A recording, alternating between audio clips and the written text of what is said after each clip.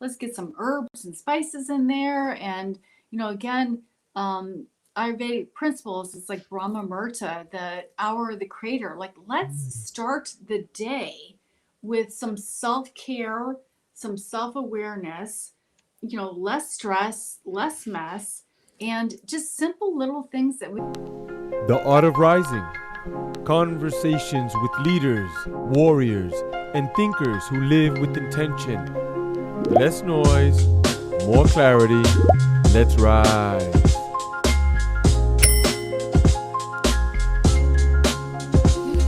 Greetings and welcome to the Art of Rising, where we are exploring leadership, consciousness, and vision. You see, I fucked it up. There it goes. Greetings and welcome to the Art of Rising, where we are exploring leadership, transformation, and vision consciousness. Greetings and welcome to the Art of Rising, where we are exploring transformation, leadership, and the rise of conscious visionaries shaping the planet.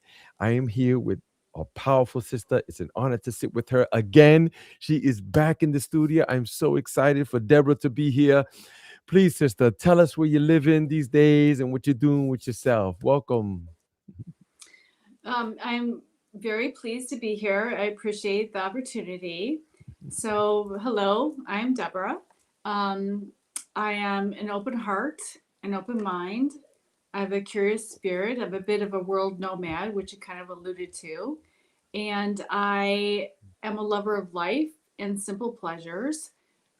Historically, I was practicing corporate law for a couple of decades at a big law firm and different corporations. And that was kind of by default because I was pretty much embodying a people pleasing persona. And now by design, I'm a holistic wellness advocate and guide.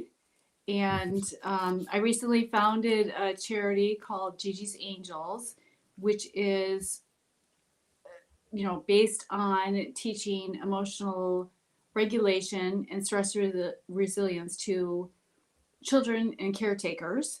And I recently became a substitute teacher because I want to get my foot in the door to positively impact children's lives. And I thought that that was the best way to do that. So I'm happy to be here and continue the discussion from last time. Yes, of course. When the last time we met, we had a great time, and you told me about you used to be here in the States, and then now you're in Turkey, and the transition, and all of these different things that you were coming up with, relationships, and emotional things, and self awareness, and it was quite Mm-hmm. fascinating, and people really levitated toward it, and um the amount of people that have seen the episode really enjoyed it. We can tell by the analytics and numbers and stuff like that. And but I just want to jump right into it. Let's see, could you tell me a little bit more about that emotional health that you speak about? When is it that you started seeing that it could no longer be ignored? It was something that you had to approach and say, hey, look, I need to get some of this right before we keep moving forward. So I was really delving into different research and reflections for my own healing, and I was also writing. And I realized that our emotional experiences largely color, if you will, the experience of our life. So it's like, if you're going to be doing that, choose your crayons carefully. Like, what are you going to bring Mm, to the game? Because I love emotions that. impact us. Yeah, emotions impact us more than I think we realize. I think most people are fixated on, thoughts and cognition, and every emotion we have, every thought we have, it has like a cascade of 1,000 plus chemical reactions.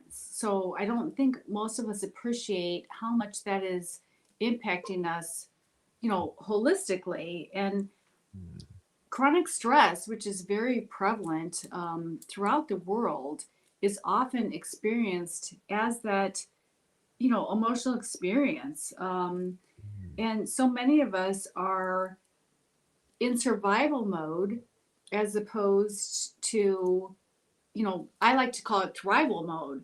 At worst, we're in survival mode. At best, we're in like this routinization, reliving, the past. And, pretty much people have 70,000 plus thoughts a day. And Mm, 90% plus of that is, you know, regenerated from the day before. And we're just kind of stuck in this loop. And I mm, think a lot of people that think about stress, they think it's like, I'm a little irritable or I'm a little overwhelmed. And I don't think that people appreciate how impactfully that is, treating us. And, we mm, have people thinking that societally, that stress, that it's inevitable mm, or mm, inconsequential or insurmountable. And it's none of mm, those things. And I literally feel that, you know, stress is, you know, figuratively and literally changing the trajectory of our lives. And it doesn't have to be that way. And so we mm, need awareness on that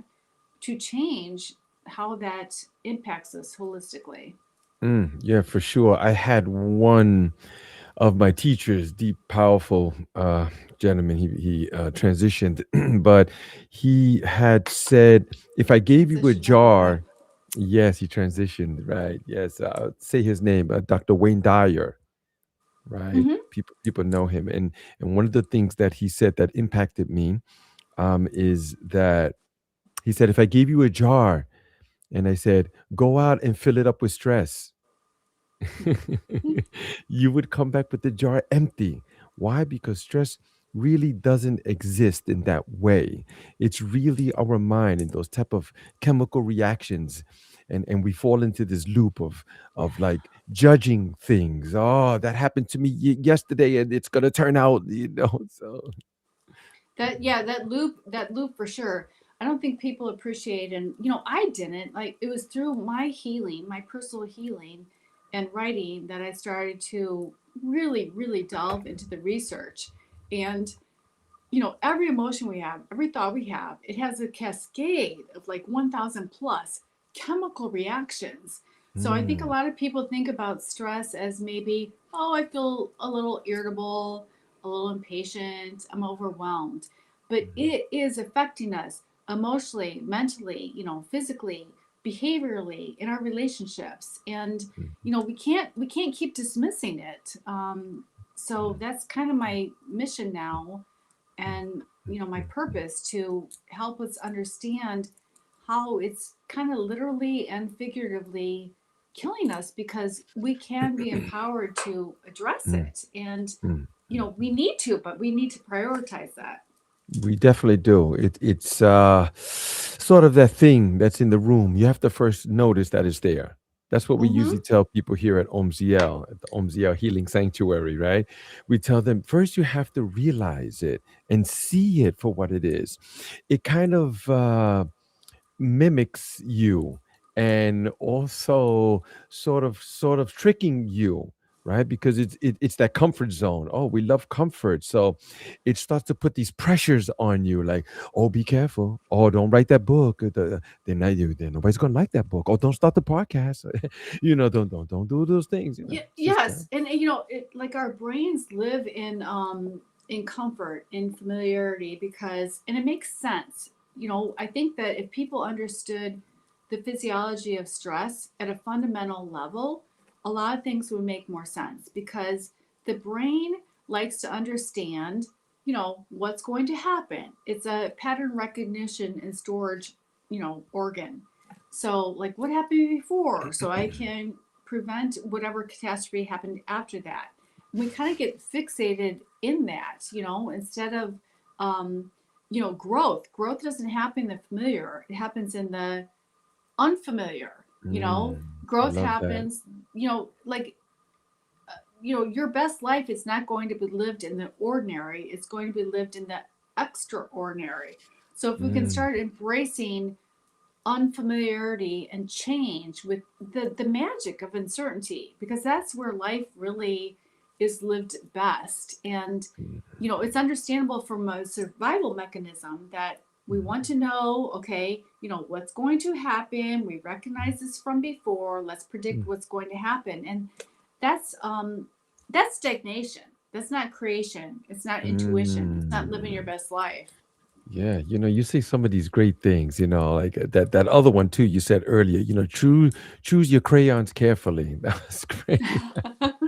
I Thank you. love That that. just like I came. love That just that. came. Like, Oh are my we gonna have God. like that browns or the Right. turquoise? Exactly. Yeah, that's beautiful. Or black, right? Yeah. Yeah, Yeah. I mean, I think a lot of people get criticized if you say someone's like looking through life at rose-colored glasses. They'll be like, "Oh, they're naive and they're foolish." And Mm, I actually just started a children's book, and one of the mm, chapters is Rosie looking through, looking at life through mm, rose-colored glasses because our perceptions are a reality. Now, you don't mhm, want mhm, to be, foolish, which is a lot of what people think about, looking from that perspective. You don't want to like be mhm, immersed in a bad situation to where you're so like rosy, you're not going to mhm, get out of that.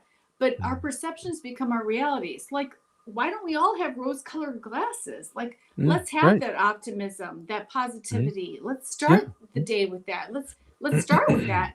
And Mhm, perceptions are more important than I think people realize. Buddhism says that mhm, perceptions are responsible for like 95% of suffering. Like, and I get it. And I'm sure everyone's had that experience. One of my best friends who's known me from childhood, I would say something and he would be like totally off the charts, upset about stuff. I'm like, how could you possibly have mhm, thought that that's mhm, what I meant?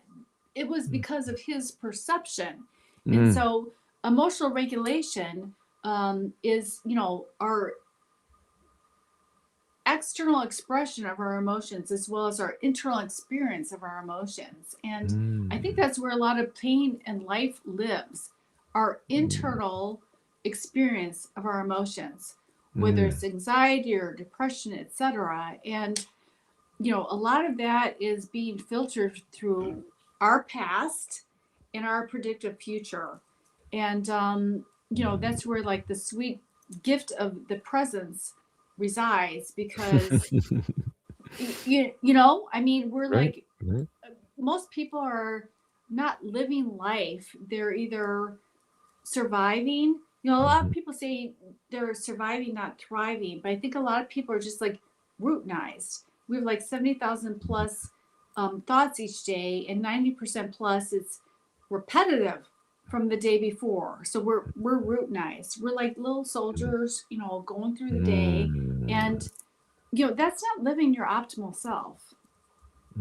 Right. We do want to be optimal, or we should, right? I mean, because sometimes you're standing next to that guy, and he says, oh man, I only have half a cup. Yeah, Excuse me. Sorry about that. The energy is. I just figured out why my laptop is. All right, that's better. So oftentimes you're standing next to that guy who has a cup, right, of some liquid in the half. He goes, "Oh, I only have half left." And then the other yeah, guy next to him has the same cup and goes, "Man, I have a half a cup." yeah.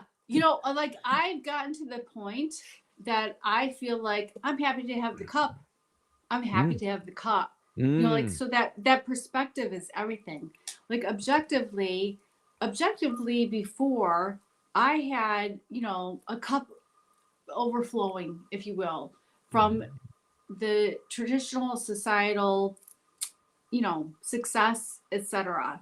And I feel like I'm more enriched with less than I've ever had. I don't have a home. mm, I don't have a key.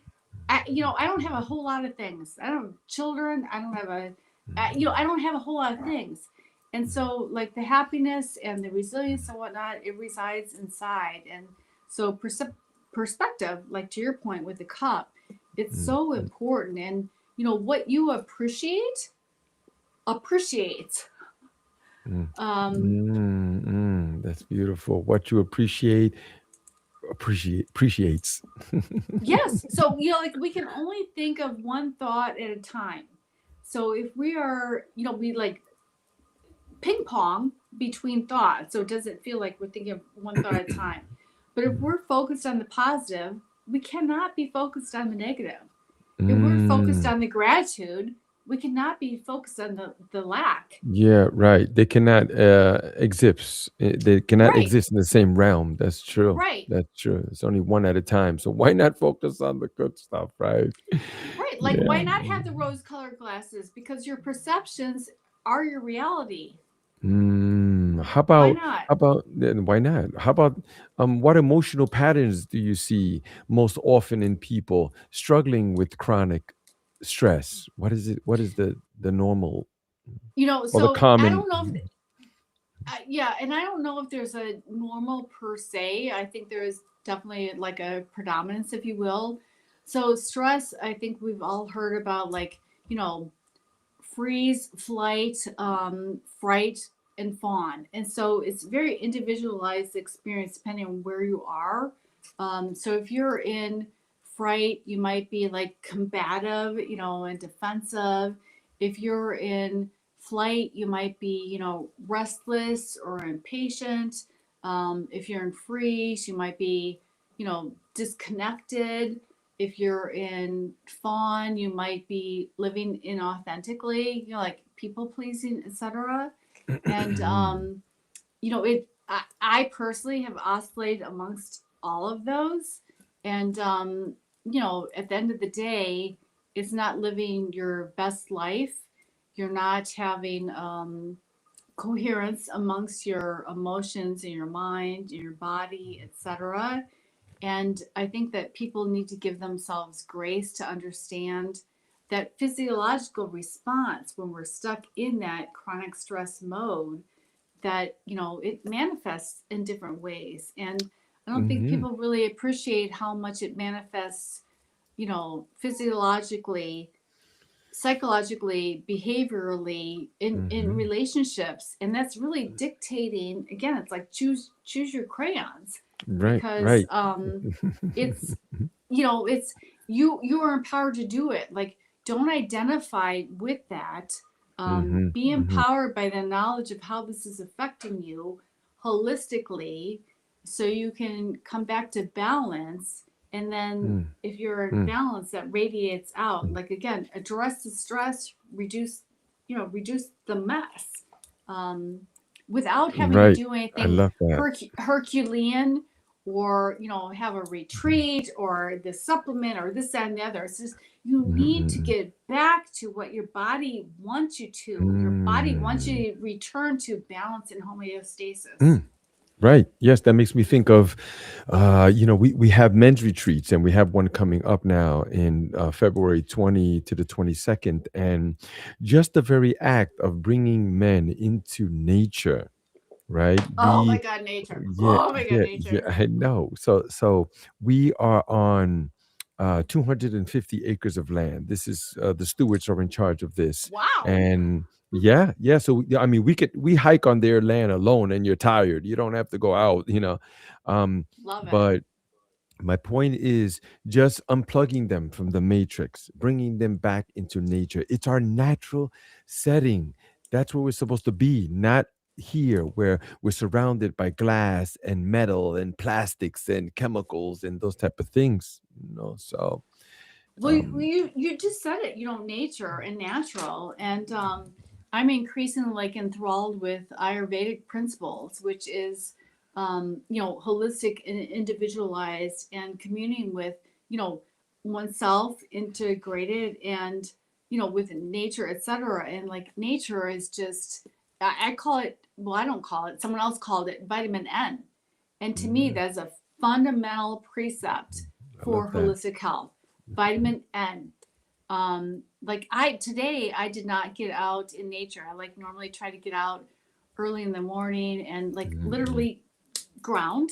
And I mm. didn't get that. And I know you've said before, like, if you don't have your yoga practice in the morning, you're like, you can't really function. Like, if That's I'm right. not in nature grounding, I can't function. And Mm, mm. it's just back to basics. There's so much social media and all this chatter and all this noise. It's just It, it, go, it's it's like, I'd be unnatural. a tree hugger. And like, if I were in the United States with winter, I would be a tree hugger. Like, Mm, let's mm, get back to mm. nature. It's Right. it's Mm, grounding in the best way mm. possible. Yeah, for me, it's just like that too. I need to slow down, and I've been running quite a bit also. So since we've last spoken, I've increased the mileage and the timing and the consistency that I've been Love doing it, that. and I love that discipline. it has paid dividends. Trust me. So it's one of those things where you could go to the gym and you can lift all these weights and move them and all that's nice, good. Why are you Yeah. doing it?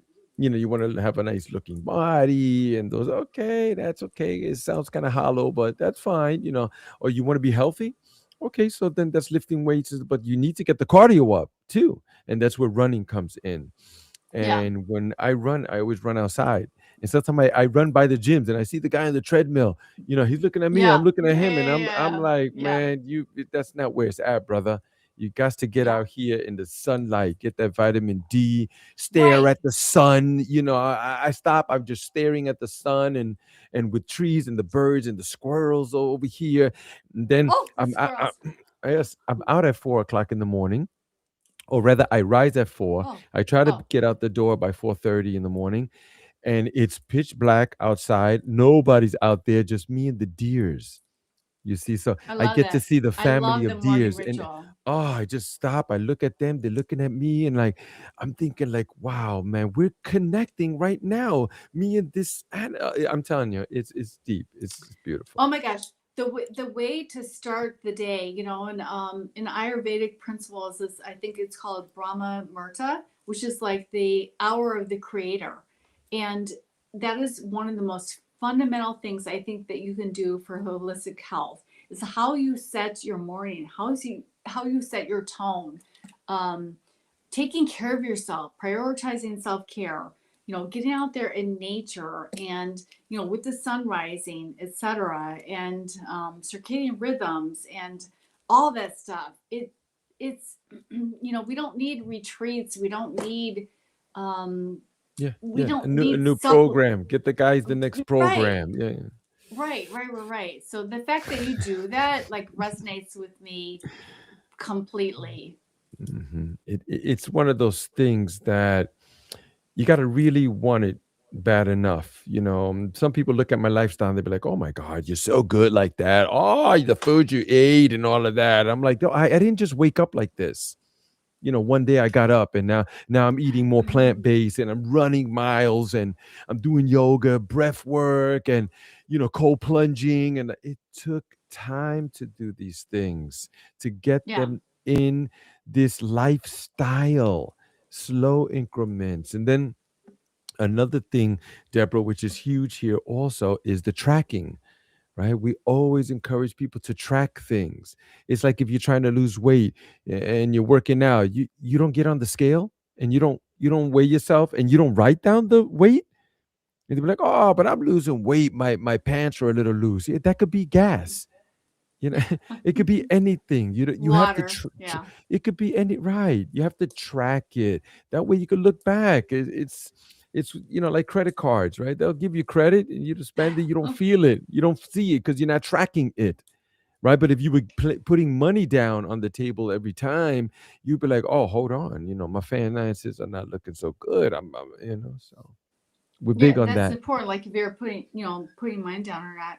It's interesting because a lot of the trackers, like I don't have any tracker, and I can like I know my body really well, but Mm, something like heart rate variability, that's a general indicator of overall fitness and health and aging and like disease prediction. And so it's a really good insight into how you're doing, or even like blood pressure.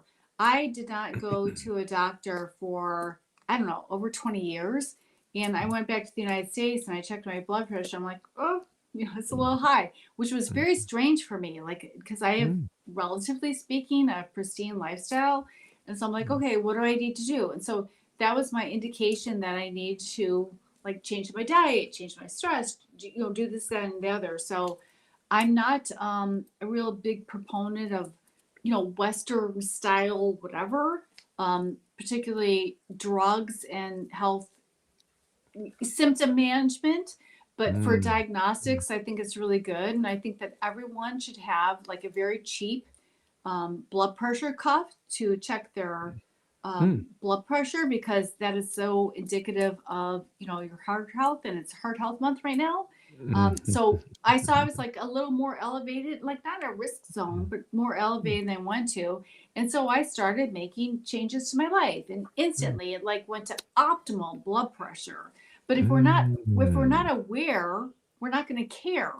mm, And I think so many people think mm, that mm, mm, we talked a little bit about epigenetics and Bruce mhm, Lipton mm, before. I think a lot of people are like, "Oh, I'm aging. This is going to happen. It's my mhm, mhm, genes." No, mhm. we're No. empowered, and we want to take agency and responsibility, and we Mhm, can mhm. change the trajectory of our health Oh, destiny for sure. if But we're aware and we care, aware and right, care, like do aware something care. about it. Yes, that's true. And perhaps you could tell me, what are the daily practices that you do and some of the greatest impacts that you've had on your emotional regulation and your Hmm. stress mastery? So, like when I wake up, I call it like the groggy greatness. So, for the first like 5 minutes when we wake up, our brain waves are such that we're receptive, and I try to set the day with how I want the day to go and how I want my life to go. A lot of people get up and they grab their phone and they're looking at social media and they're looking at news and they're looking at what they have to do, and they wake up freaking stressed. Mhm, And stress again has this chemical reaction of 1,000 plus chemicals. You don't want to set the tone of the day. And I remember in our last conversation, like you saying, like, you're making your bed. And, so I want to have like a gentle, groggy awakeness as to how I want the day to start. And then before I look at, um, like, let's not look at the phone and WhatsApp and the news and Instagram and all the other stuff, which largely has a negativity bias. Let's start mhm, the day positively. And so I try to take that 5 minutes to appreciate, honestly, my life, my heartbeat, very fundamental things. And I like to start the day with nutrition.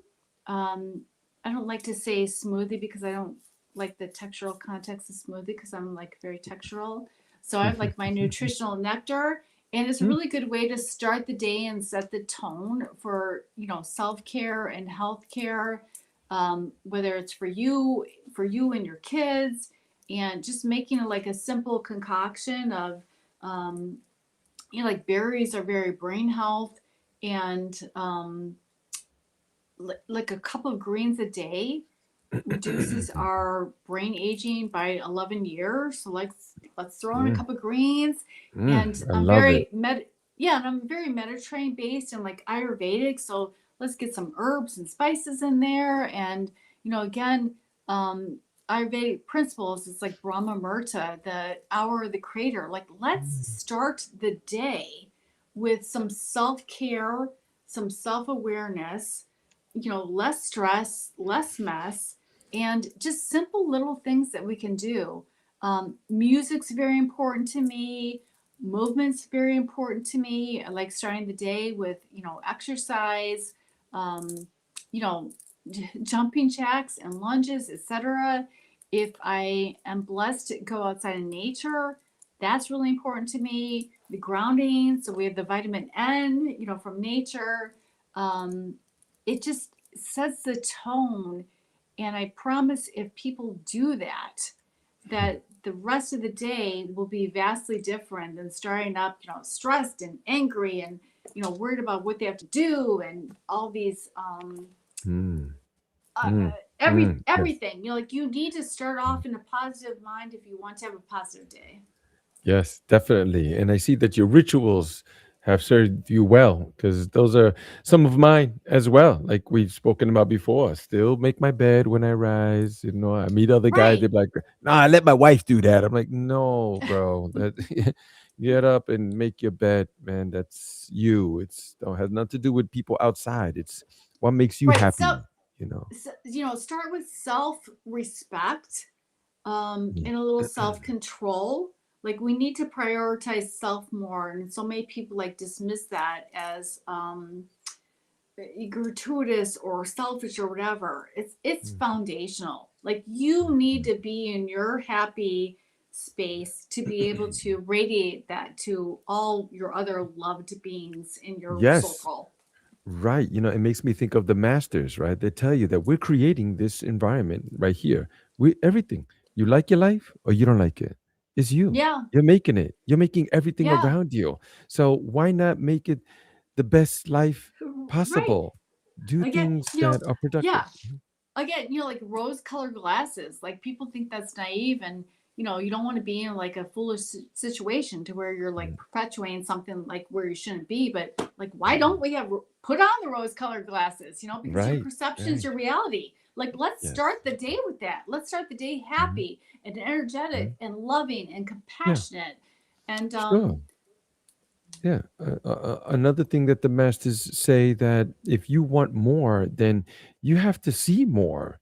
You have to visualize those things, not the yeah, where you're at immediately. No, you see those things like I'm here right now because this is a process.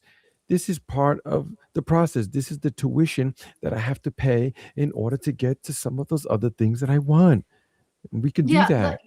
Like I said, I think like the more you appreciate things, the more they appreciate. I like to say, count your blessings and may you find them countless. Like when Mm, I'm in that zone.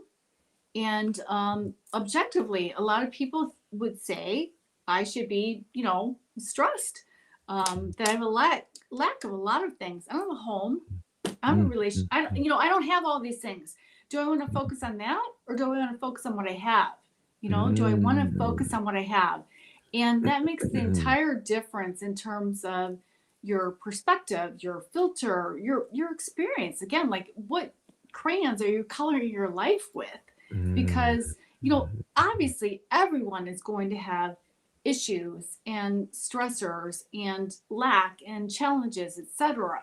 But it's your lens, it's your perspective that colors mm. your world. And I personally want to be the most colorful world I can be. Yeah, And yeah. why shouldn't I Mhm. be? Same here. We deserve it. I mean, whoever put us here for a purpose. And yeah, I know we throw away a lot of things, time and energy and all that. But once you start getting a hold on some of these things and seeing that the purpose, what's your purpose, right? Because that's another thing that we preach here at Omziel too. Like, why are you here? What do you do? And then let's get a plan for it. But once you see that this magnificent machine that we're in, right? Because I've told you, Deborah, we are sitting in a high performance vehicle. We are in a Yeah. Ferrari right here. Like once you know that this is the beautiful thing that you're in, you start to appreciate those things, see your purpose, and then you begin to rise. Yeah. Yeah, even like, purpose to me at some point, it seems like it's a little laudable. And for me, like my passion and my pursuit right now is so embedded with like helping people, particularly children, to where it's Mm, embedded in me. It's embedded in me. It's not mm, outside of me. It's not mm. something laudable. It's who I am. I mean, Right, right, I right. am blessed to be I'm blessed to be here. I've gone through like um our last podcast, we talked a bit about the history of trauma that I had. And I, honest to God, feel that I am blessed to be here and that I am to help, just as so many people, like I had so many earth angels. That's why my charity is called Gigi's Angels. I'm little Gigi, and the angels are the earth angels. And Mm, I am destined, um, cellularly, at a cellular level, I'm destined to help people as people have helped me. It's not mm, something outside of me, it right. resides inside of me. And I Mm. I love desperately, that. yeah, I just want to shine that light. Like so many people feel like they're not seen or heard or understood and they're Mm, hopeless. And mm, I want to help shine the light humbly everyone's journey is individualized on the path Mm, going forward, because I have the appreciation and the nuance for having mm, gone through that to where mm, um, everyone deserves health, happiness, and harmony. And I would like mm. to play my little part in helping Hmm. people realize that. Yeah, it's a huge part actually. So, but perhaps we can get in a bit into that as well. How is it that you do guide clients from a state of survival mode into a state of balance and clarity and those things? So it's largely through heart coherence, psychophysiological coherence, and you obviously have to meet people where they are. You can have traumatized individuals, and you can have like um, you know people who are burnt out in their profession, and that's a very different client base, if you will. And Mm, so what I have come up with is something that I call emotional behavioral therapy. And particularly for the traumatized, what I think is unique about that is that you don't have to access your trauma. You don't have to mm, relive it. You don't even have to know it. It's a path towards rebalancing your nervous system, your dysregulated nervous system, without even actually accessing that and reliving that. And mm, then from the perspective of professionals who are burnt out, for instance, who don't think like, oh, I don't have time to do anything, with this. It's a realization that if you are stuck in chronic stress mode, you are not your optimal self.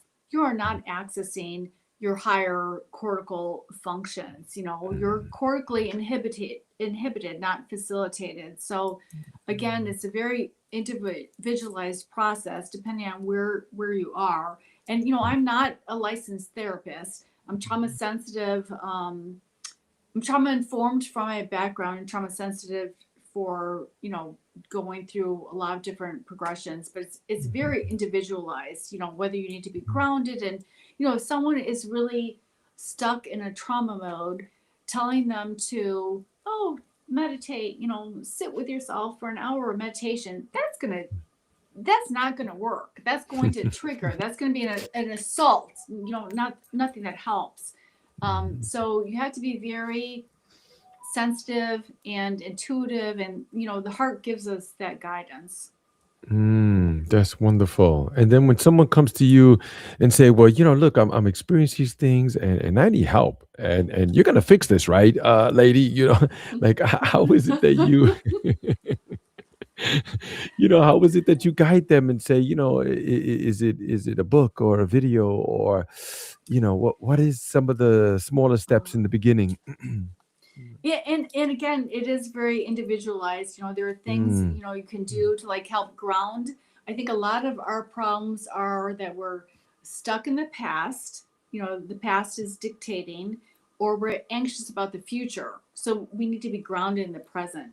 And there are mm, different vagus nervous stimulations. The vagus nerve is the primary nerve of the parasympathetic nervous system. So the nervous system, we have parasympathetic nervous system, which is like rest, digest, repair, connect, and we have sympathetic, like fight, flight, freeze and fawn.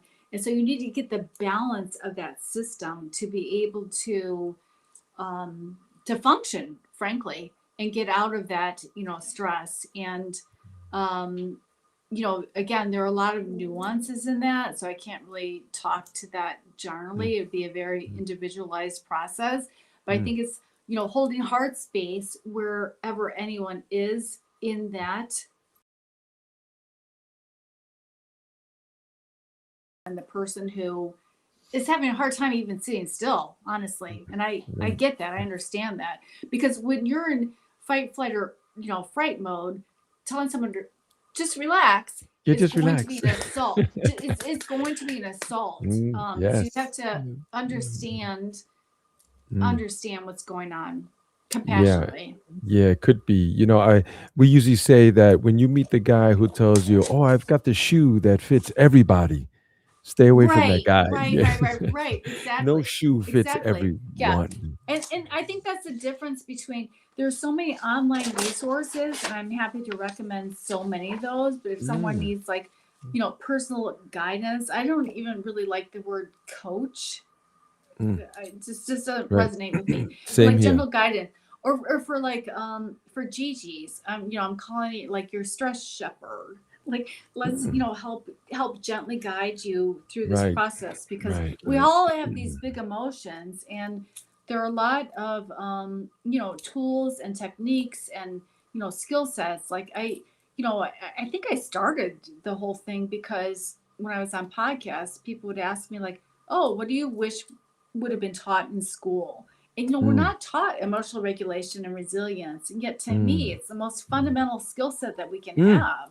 Right, right. So, Yeah, yeah. again, meet people where they are, whether it's the burnout professional or the traumatized individual. And I'm not a licensed therapist. I'm, trauma sensitive and trauma informed. And I feel like the fact that I went through this journey on myself, Mhm, and I understand the holistic implications of what unresolved trauma and chronic stress can do to you, and I also mm, understand mm. the unraveling of that and kind of like what works and what doesn't work. And again, Mm, you have to meet people where they are. Like talk therapy was not ideal for me because I don't mm, know if people appreciate, but the insightful thing to me was like the conscious is like 5% of what's going on, and the mm, subconscious is 95%.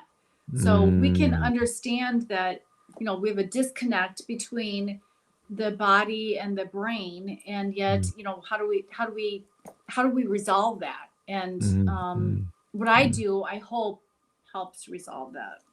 Right. That's beautiful. I love that. I love that. And what do you think is one thing that you could tell people, that they could do just today to help them toward emotional well-being and something to start with? What would you recommend? So first thing I would say, like, please don't feel like you're broken.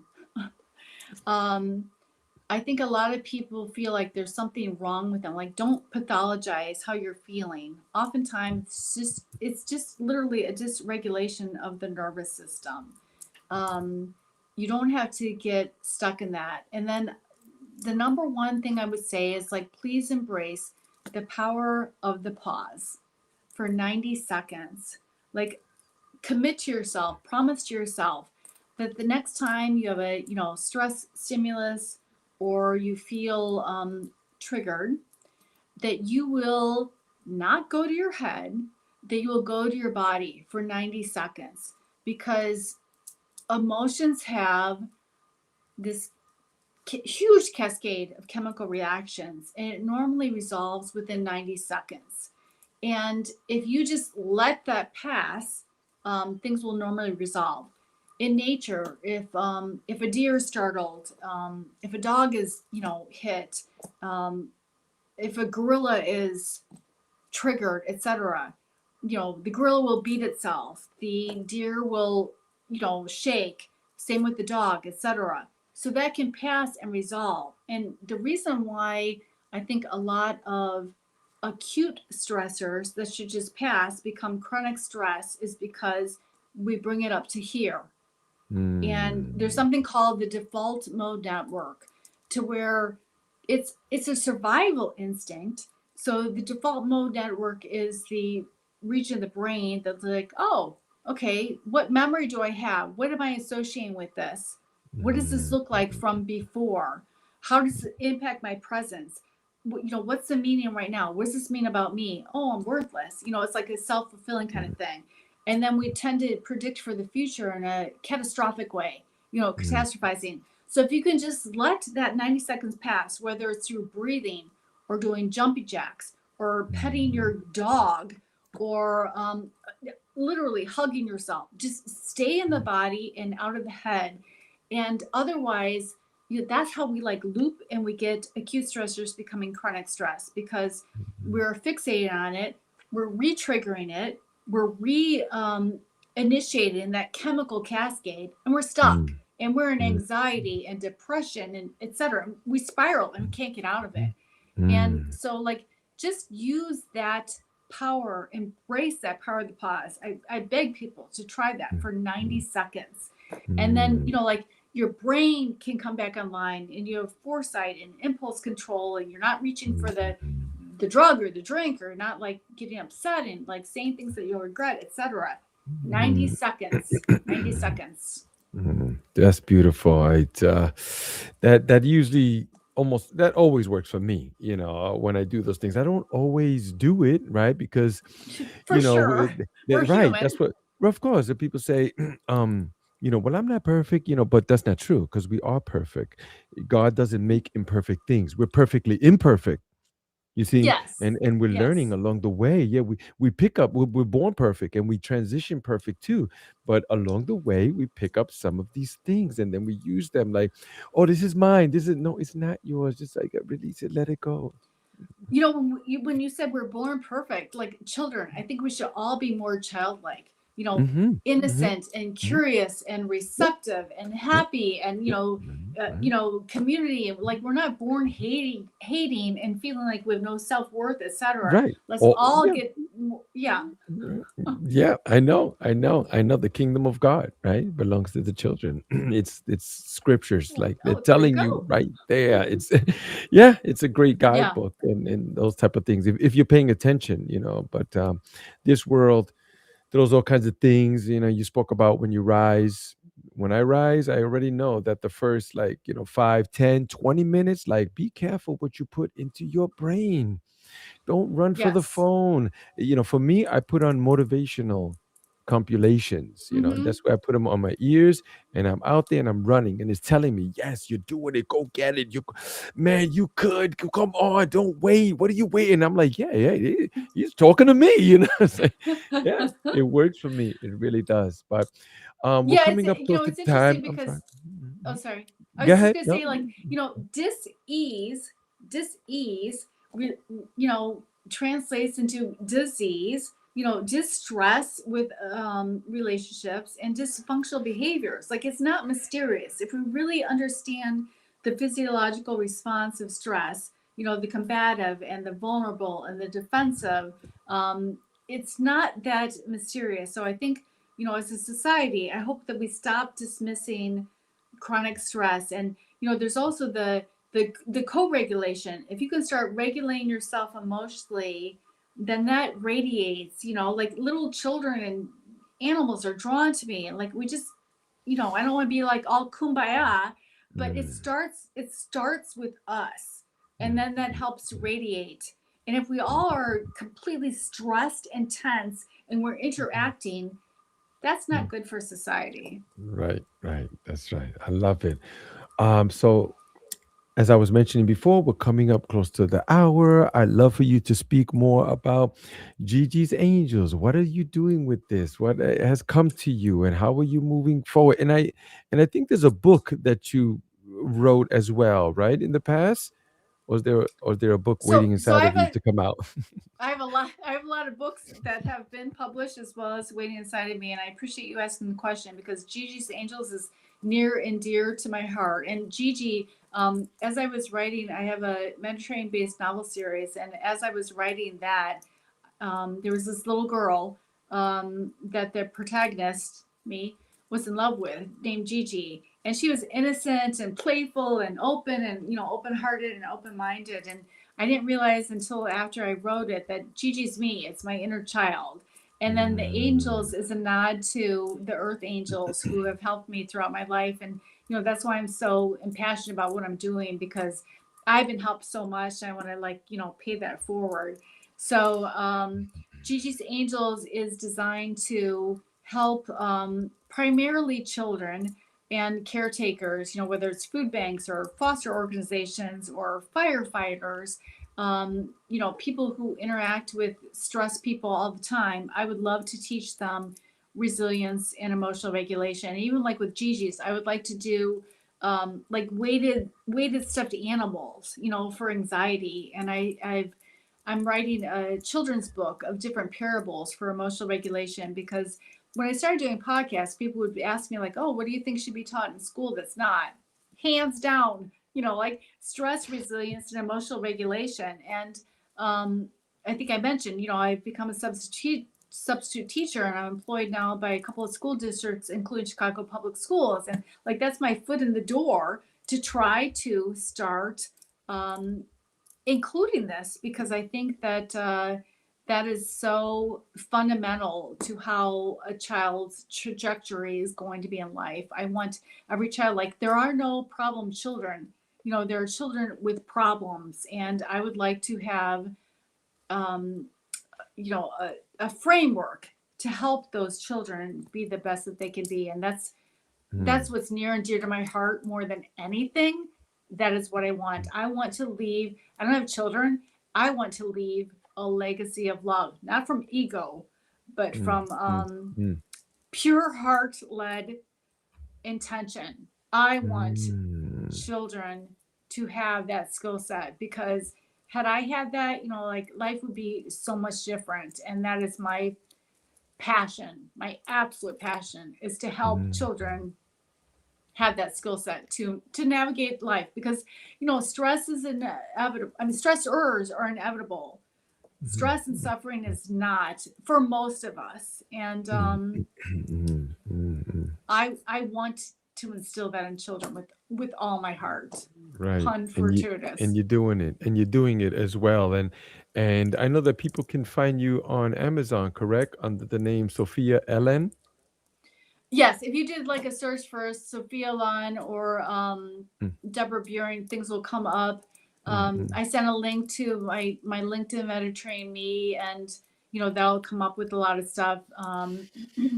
And I would mm, encourage people, if anyone has an organization, with children or people who need help, mm. like I truly want to radiate that love and energy. So Mm. I would encourage people to reach out, because literally that's near and dear to my heart.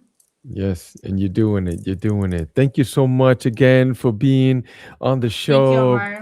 Appreciate you My big pleasure. time. My And pleasure. yeah, I want to check back with you again, a couple of weeks, a month, see where you're at. And I know that you're based in Turkey at the moment, right? Yeah, I don't know where I'm based, but I am in Turkey right now, and I'm leaving. Going to Italy in a couple weeks, and then I'll be in Chicago to hopefully teach little kids in the Oh spring. my God, that's beautiful. I love it. Keep us posted I'm on coming your that. And way. that's right. Let's go. Let's go. Trust me, we'll put you up Absolutely. here at the Omziel Healing Sanctuary, North That's Bergen, New right. Jersey. Yes, thank you. So stay right there, sister. Thank you so much for tapping in, family. Until the next time, peace.